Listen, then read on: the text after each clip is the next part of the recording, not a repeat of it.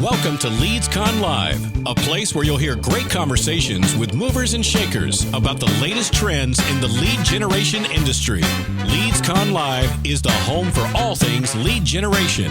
Now, your host, Michael Faree. Welcome, everyone. We're here at LeadsCon 2015 in Las Vegas. We are on the third day. We're wrapping up our last interview, and it's been great. For those of you who've been listening online, thanks for joining us through this experiment of live streaming to the website. I hope you guys have enjoyed it. We've got a great interview to sort of bookend the show, though. We've got Steve Rafferty of ActiveProspect with us. Steve, how's it going? It's going great. Good. Thank you for taking some time out of your day and sitting with me and chat and talk a little shop. I appreciate it. Thanks for having me on the show. No, yeah, absolutely. Before we dig in, for those that have no idea what ActiveProspect is, tell us. Absolutely. So ActiveProspect is a marketing software as a service provider. We're based in Austin, Texas. We've been around for about 10 years, and we provide a web-based platform that's used to instantly qualify internet leads. Basically, our platform sits between all the points of data collection, wherever companies get their internet leads, whether it be their own web forms or third-party lead vendors, sits between those points of data collection and whatever back-end systems they use to follow up on the lead. So it's a platform that's used by the marketer, not by the salesperson. Okay. And so this platform is made up of 4 components. Lead Conduit is the sort of the foundation of everything we do. It's a real-time data integration and decisioning engine. And then we also have a product called Trusted Form, which we're well known for because it was the first independent lead certification service in the industry. And then we have a component called Suppression List and also Batch Robot. So those are the 4 pieces of our solution. Okay, so a big point was that it sits between the lead management system and the partners. That's right. And so why does it sit there, and what's the benefit? Why does a prospect, or a lead buyer, want to have that in between those two processes? Absolutely. So our mission as a company is to help companies safely and efficiently scale their lead gen campaigns. And so by having this layer in between all of their points of data collection and their back-end systems, think of it as like a protective layer. So we're going to basically filter out any leads that don't meet their requirements and also enhance the leads that do by hitting all these different enhancement service providers that are out there. We can append data to the leads in real time, and basically we can decision on the leads before they get into their database, because you don't want to muck up your database with a lot of bad data. You want to keep that stuff out. And so we're also there to make sure that the leads they're buying are compliant as well. So we're there to kind of keep the good stuff in, let the good stuff in, keep the bad stuff out. Now, I was talking to Ryan over at ActiveProspect, and this was a little while ago, but he was sharing that it also provides a level of ease with integration with different partners too, right? Absolutely. And, so and how does for that some work? people, that's a challenge. Yeah. Is getting integrated with all these different. Oh God! When I was a providers out there. buyer, you're talking with IT. It could be weeks or months for integrating a partner. Yeah, absolutely. It's interesting how things have changed so much over time. When I first got started with the company, we were moving Excel spreadsheets around. Yeah. Now everything's real-time data integration. And all these different partners will send data in different formats. So you'll go to some lead vendors that will give you their specs and say, this is how we're going to deliver the lead. You have to figure out how to consume that data in this format. And so what we have is inbound integrations with all of the different major lead vendors, so that make it more of a plug-and-play experience. If you want to buy leads from this particular vendor, we'll have an integration with them. We can take the data in the format that they send it, capture it, normalize it, standardize it, and then on the back end, we can deliver it into whatever system they want to use. So that's a big benefit for a lot of folks. It's huge. I mean, especially for the marketer, right? That is always trying to test, but is limited probably to test vendors or bring on board new vendors, because he knows he's got to go to IT, and it's going to take some time, and they're going to, it's just going to be this ongoing thing he has to manage for weeks and or months to get it integrated. And by the time they can't get it integrated, the test opportunity maybe pad. It's just it's huge. That's Yeah. absolutely it. And one of the things we're trying to do is put really powerful tools in the hands of the marketer. Yeah. So they don't have to constantly rely on their technical staff to get anything done. If they want to make a little change, they don't have to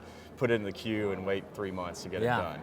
So we want to allow them to do things like integrate with partners, test different enhancement services, change the logic for like rules, leads they accept or don't accept, or how they treat the different leads, so they can decision on them in real time. Tell me about the compliance portion of it. Trusted Form. Tell me about what that does and how that helps people that are integrated with the platform. Yeah, absolutely. So there are a lot of regulations out there that marketers have to deal with today, such as TCPA has been a big push, but there's also things like CASL, the Canada Anti-Spam legislation, and these are all regulations that require proof of opt-in. They require that you get consent before you reach out to the consumer. And so the way Trusted Form works is it's a lead certification service, and it's a script that's added to the form pages wherever the lead is collected. Okay, so it's living on the lead generations page. Yep, wherever the form is, they add our script, and that script issues a certificate. Okay. And it's think of it as a digital certificate. Yeah. And like a certificate you might have with a diamond, a GIA certificate, we have a digital certificate for an internet lead, and that certificate tells you some information about when and where that lead was collected. Sort of where it was collected as far as the name of the website where it was collected, when it was collected, you get the timestamp, information about who submitted the form, you get the IP address and the browser and operating system of the consumer that inputted the form. And then most importantly, we capture the user experience. We get capture a screenshot of exactly what that consumer saw, and we get we now have a video replay feature where we capture the entire interaction with the form, where it's form inputs, mouse movements, mouse clicks, so you can get a replay of exactly what happened as that consumer interacted with the form. So in terms of the compliance piece, a lot of these regulations require the proper disclosures to be on the form, and so we're going to capture whether or not those disclosures were on the form and whether or not the consumer clicked on them as they were supposed to. And one of the features of it is you can actually do a real-time scan and make sure those disclosures were there prior to making an outbound call. So it's all a real-time process. You get a cert, you claim the cert, it's part of that claim process, you can scan that page, see if any of the required language was not there. Yeah. And also you can scan for forbidden language. So if there's something that you don't want to be on the page, we can scan and make sure there's no forbidden language on that page as well. If it doesn't meet your criteria, you can immediately block that lead so you don't end up in a legal situation where you're making an outbound call to a consumer that you really shouldn't be. Yeah, that's awesome. Yeah. What's really cool is, have you guys, well, maybe think of it, is with the movements that you guys are tracking and the level of intent or close rate. Is there any, have you guys, I don't know if you're able to, is there any way to sort of correlate anything like that? I don't know. I mean, it's hard to say. I mean, this is a continually evolving product, so hopefully there'll be some correlation there. I mean, we capture things like time on page, and age of the lead and things like that. But it would be interesting to see, with the mouse movements and clicks, if there are some correlation there. So that's definitely something that we Does can that also make available. Capture or sort of spot fraud? So you talk about compliance, and it made me think of the mouse movements, right? Yeah. And just thinking of fraud. Yeah. Is that sort of another animal? Yeah. Yes. No. I mean, fraud is it's a broad topic. There are lots of different types of fraud. True. Yeah. And actually, the original intent of Trusted Form was to block what I call media fraud. Okay. And so when I say media fraud, it's the bait and switch that has long existed in the lead gen industry, unfortunately. Yeah. And I think it's one of the things that that's really hurt us as an industry overall, where you'll have lead vendors that will misrepresent where and how they collect their internet leads. So they might show you a website that looks great, looks like a site that you'd love to get leads from, but then they go and collect those leads from some other place. So the leads that they're, or the site they're showing you probably meets all the legal requirements and has the proper disclosures, but then the leads that they're acquiring for you, who knows what the situation is with those, And so that was really one of our motivations since we got started, because a lot of our clients, we found that they would, test with a lead vendor, and they would say, you know what, I bought these leads, and I don't know what's going on. Everybody just wants a free iPod. Yeah. You know, but they said the vendor told me they're coming from this site, but every time I call the consumer on the form, for the lead I got, they're saying something else.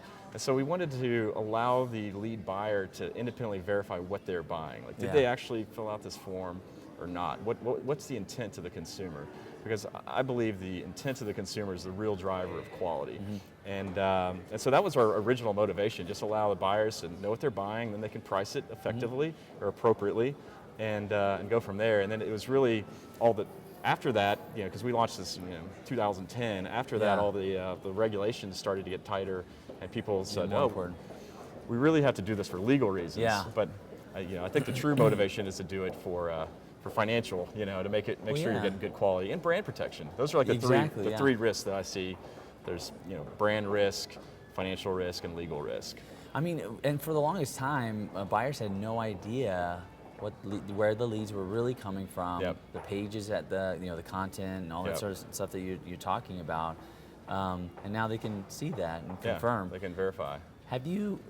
And back then it was sort of open for problems, right? Because nobody was monitoring it. Have you sort of seen, because of your efforts and what you guys are providing with the trusted form, seen an improvement in overall maybe violations, I guess you would say? I mean, are there less and less occurring these days, or is it still needs to be monitored with a close eye? Yeah, I mean, you still have to monitor.